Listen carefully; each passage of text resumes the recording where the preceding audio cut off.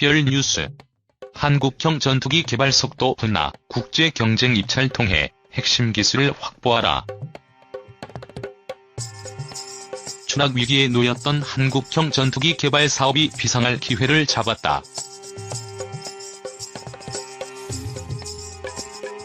2013년 11월 22일 군은 최윤희 합참의장 주재로 합동참모회의를 열어 스텔스 성능과 전자전 능력을 보유한 차기 전투기 도입을 결정함으로써 미국의 록히드 마틴이 개발 중인 F-35A로 기종이 사실상 결정됐다. 이와 함께 합참은 KF-X 개발 사업을 국방종기 계획 서류로 전환함으로써 사업 추진에 가속도가 붙게 됐다. 합참은 KF-X 개발 사업을 위해 국방부와 방위사업청이 체계 개발 기본 계획을 조속히 수립해 방위사업추진위원회의 의결을 거쳐 사업을 추진하기로 확정했다. KF-X는 퇴역할 F-16을 대체할 수 있는 전투기를 개발, 확보하는 사업이다. 차기 전투기 도입 사업에서 하이급 스텔스기 40대를 우선 도입하기로 함에 따라 KF-X에선 공군의 주력기에 적합한 미디엄급 성능을 가진 전투기를 개발해야 한다. 군은 2022년쯤 KF-X 개발을 끝내고 2023년부터 전력화할 계획으로 알려졌다. 공군은 우선 FX 사업으로 60대의 고성능 전투기를 도입해 전력 공백을 메운 뒤 나머지 부족한 전투기는 중간 수준의 성능을 갖는 국산 전투기를 개발해 2030년대까지 120대가량을 채운다는 계획이다.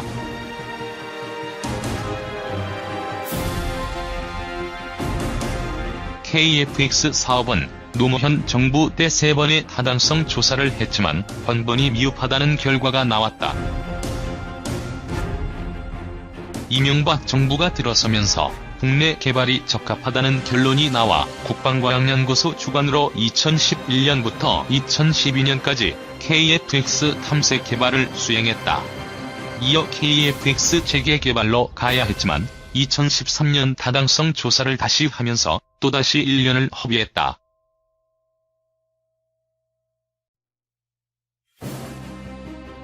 장조원 한국항공대 교수는 과거 공군은 국산 전투기 개발에 소극적이었지만 지금은 적극 찬성하고 있다면서 공군은 기본 훈련기인 KT-1과 고등 훈련기인 T-50을 운용해온 사용자로서 우리의 항공기 개발 능력을 알고 있기 때문이라고 했다.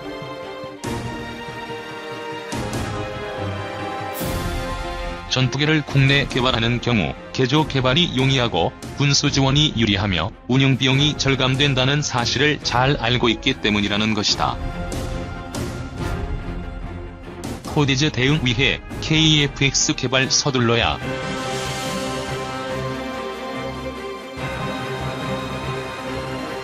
중국의 방공식별 구역 선포로 일촉즉발의 긴장감이 일고 있는 동북아 지역은 항공 전력의 각축장이다. 독도와 이어도 등 동북아에서 영토 문제가 부각됨에 따라 전문가들은 한국의 KF-X 사업도 속도를 내야 한다고 충고한다.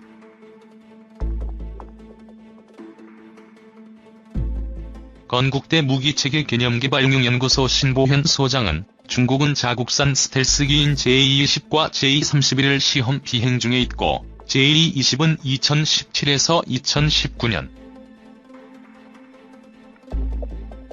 J-31은 2020년 이후 실전 배치를 목표로 하고 있다면서 일본도 2007년 스텔스기 개발을 발표한 이래 신신 전투기 개발에 박차를 가해왔고 내년 3월 F-22 랩터를 형상화한 신신 전투기를 시험 비행할 것으로 보인다고 했다.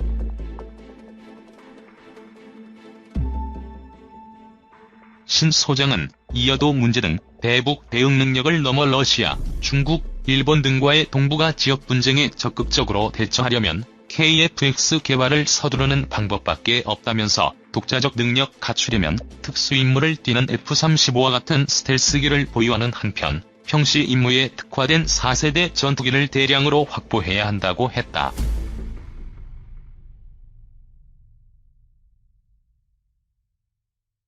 그는 KF-16 업그레이드도 한 개 대대씩 순차적으로 이루어져야 하는 상황에서 F-4 팬텀과 FA-50으로는 주변국의 첨단 하이급 전투기를 밀어낼 수 없다면서 밀어내기 임무에 특화된 KF-X 미들급 전투기가 상당수 필요하다고 했다.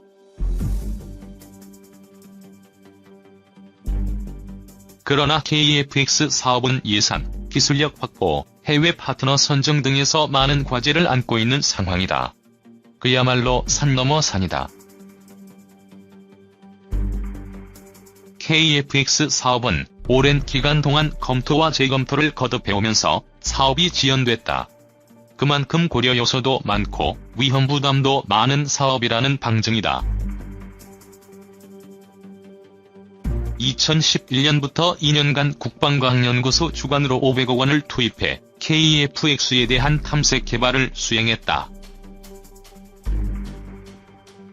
2012년 말 ADD가 탐색 개발 결과를 발표하자 한국국방연구원에서는 여러가지 문제점을 지적했다. 예산, 국내 기술 수준, 해외 시장 개척, 해외 기술 협력, 개발 항공기의 요구 성능 등이 문제점으로 지적됐다.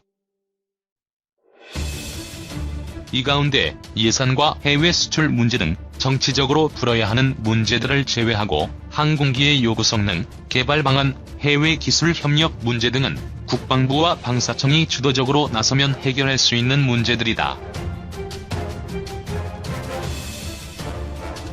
전문가들은 개발 항공기의 작전 요구 성능 문제는 공군에서 제시하고 합참에서 검토 승인한 것을 우선적으로 존중해야만 한다고 지적한다. 전쟁에서 전투기를 몰고 승리해야 할 1차적 책임이 있는 부서가 공군과 합참이다.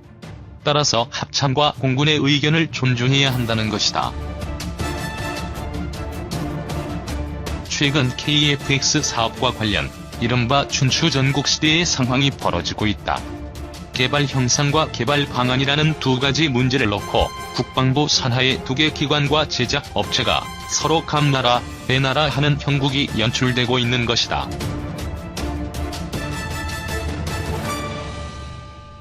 즉 연구개발기관인 ADD, 비용 대 효과를 분석하는 키더, 제작 업체인 한국항공우주산업 등 세 기관이 각각 다른 형상을 내놓고 서로 다른 주장을 펴고 있다. 예산 문제는 본질 아니다.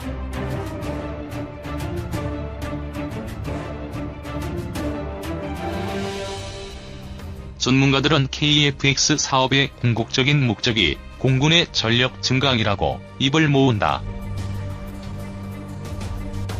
장호근 예비역 공군 소장은 KF-X 사업은 합참과 공군이 요구하는 작전 요구 성능을 충족하는 비행기를 만드는 것이 핵심이라며 정부 기관들과 업체들이 예산을 줄이기 위해 아이디어를 내놓는 상황은 본질을 호도하는 것이라고 했다.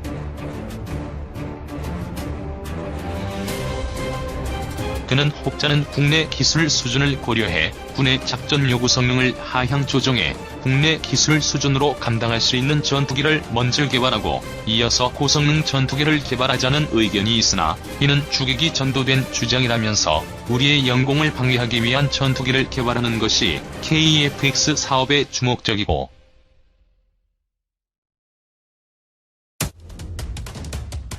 항공산업 발전은 전투기를 개발하면서 얻어지는 부수적인 효과라고 잘라 말했다.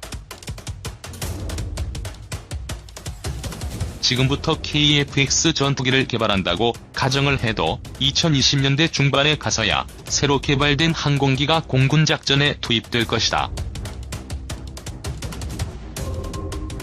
이 항공기는 20년 내지 30년을 운영한다고 가정하면 2050년대까지 40년간 우리의 영공을 지켜야 하는 항공기다.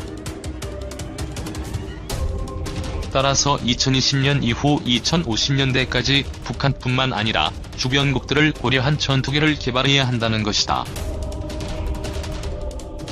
공군의 한 관계자는 최소한 공군과 합참에서 제기한 ROC를 충족하는 F-16+알파에 해당하는 비행기를 만들어야 한다고 했다.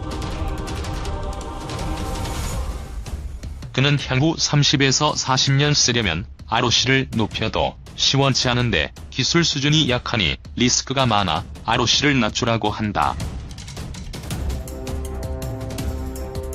그러려면 차라리 KEFX 사업을 접는 편이 낫다면서 탐색 개발 단계에서 협력을 모색했던 터키도 최근 들어 국산 전투기 개발 사업의 ROC를 F-35와 비슷한 수준으로 높였다고 했다. 그는 또 터키는 예전 한국과 ADD 차원에서 공동 개발을 모색하다 중단한 적이 있다며 만약 터키와 한국이 KEFX를 공동으로 개발하면 예산을 절반으로 줄일 수 있어 하나의 솔루션이 될 수도 있다고 했다. 공군의 한 관계자는 무기체계 개발 단계가 통상 본격 개발을 하기 전에 탐색 개발을 통해 ROC를 정하고 가능성을 체크한 다음 체계 개발 단계로 넘어간다며 최근 방사청은 2년간 200억을 투입하는 예비 체계 개발이라는 단계를 만들었다고 말했다. 그는 방사청이 KEFX 사업을 죽일 수는 없고 체계 개발 업체로 선정된 카이의 조직을 유지하기 위해 시간 벌기용 궁여지책을 쓴 것 같다며 공군 입장에서는 2014년 당장 체계 개발에 들어가도 시원치 않을 판국의 소위 이 예비 체계 개발이라는